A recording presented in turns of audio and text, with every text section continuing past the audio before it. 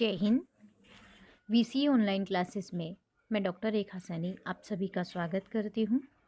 हमारा आज का विषय है हिंदी साहित्य जगत के शिरोमणि श्री मैथिली शरण गुप्त। तो आइए इनके परिचय को प्राप्त करते हैं। बाबू श्री मैथिली शरण गुप्त का जन्म संवत 1943 में चीरगांव जिला झांसी में हुआ था। आपके पिता का नाम सेठ रामचरण था। सियाराम शरण गुप्त आपके कनिष्ठ भ्राता थे। आपके ऊपर अपने पिता के काव्य प्रेम, वैष्णव भाव और राष्ट्रानुराग एवं उदात्त संस्कारों का काफ़ी प्रभाव पड़ा है।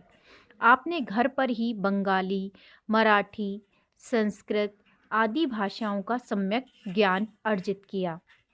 महावीर प्रसाद द्विवेदी के संपर्क में आने पर आपको काव्य सृजन की प्रेरणा मिली और उन्हीं की पत्रिका सरस्वती के माध्यम से आप प्रकाश पे आए।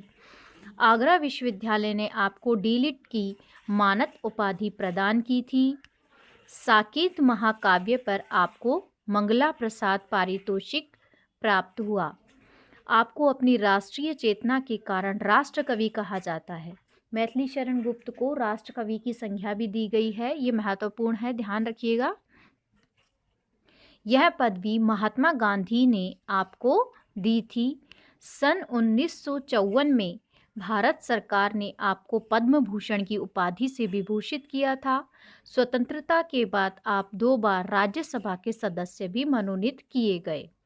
आपका व्यक्तित्व बहुत ही सरल और निश्चल था। सहिष्णुता, उदारता और भावुकता आपके 3 विशिष्ट गुण थे। भारतीय सांस्कृतिक परंपराओं के प्रति आपका विशेष मोह था, लेकिन आपने नवीनता का कभी विरोध नहीं किया।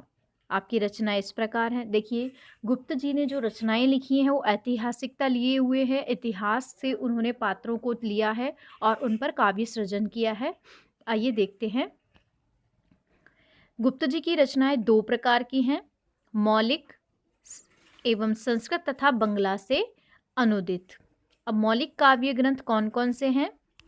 रंग में भंग, जयद्रथ वध, पद्य प्रबंध, भारत भारती, शकुंतला, चित्रावली, वैतालिक, किसान, अनय, पंचवटी, स्वदेश संगीत, गुरु तेग बहादुर, हिंदू शक्ति, सैरेंद्री, वन वैभव, झंकार, साकेत, यशोधरा, द्वापर, सिद्धराज, नहुष, विकट भट्ट, मौर्य विजय, मंगलघट, विपथगा और गुरुकुल आदि। देखिए, इसमें ये जो साकेत और यशोधरा ये 2 नाम दिए हुए हैं, साकेत और यशोधरा, ये दोनों आपके पाठ्यक्रम में संकलित हैं। ठीक है। अनुदित कौन कौन सी रचनाएं हैं? विरहिणी ब्रजांगना, वीरांगना, मेघनाद वध और प्लासी का युद्ध, ये बंगला से अनुदित हैं। संस्कृत से अनुदित काव्य रचनाएं कौन सी है? महाकवि भास का स्वप्नवासव दत्ता, अनघ, चंद्रहास और तिलोत्तमा गुप्त जी के द्वारा रचित पद्यबद्ध नाटक हैं। हिडिंबा और विष्णुप्रिया आपकी उत्तरकालीन रचनाएं हैं। आपने उमर खयाम की रुबाइयों का भी हिंदी अनुवाद किया है।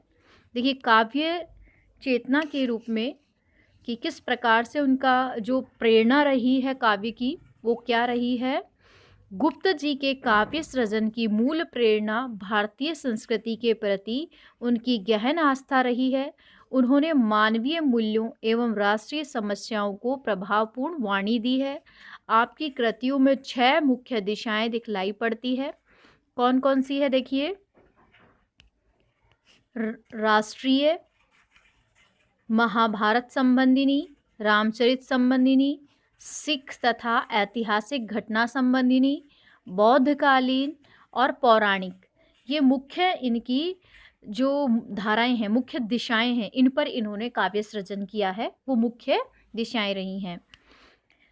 जयद्रथ वध, बक संहार, वन वैभव तथा सैरेंद्री महाभारत के कुछ मार्मिक स्थलों के जीर्णोद्धार हैं।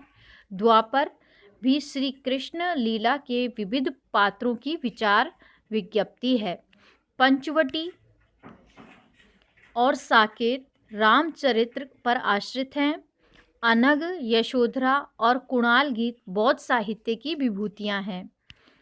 गुरुकुल और तेग बहादुर सिखों के इतिहास से चयन किए गए हैं। सिद्धराज मध्यकालीन इतिहास का एक इतिवृत्त लेकर खड़ा हुआ है। चंद्रहास, तिलोत्तमा, शकुंतला, नहुष आदि पौराणिक कथानकों के चित्र हैं।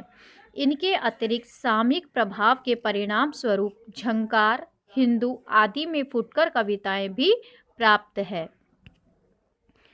साकेत एवं यशोधरा आपकी बहुचर्चित कृतियां हैं। देखिए, साकेत और यशोधरा ये आपके, मैंने अभी थोड़ी देर पहले आपको बताया था कि आपके जो पाठ्यक्रम है उसमें संकलित है।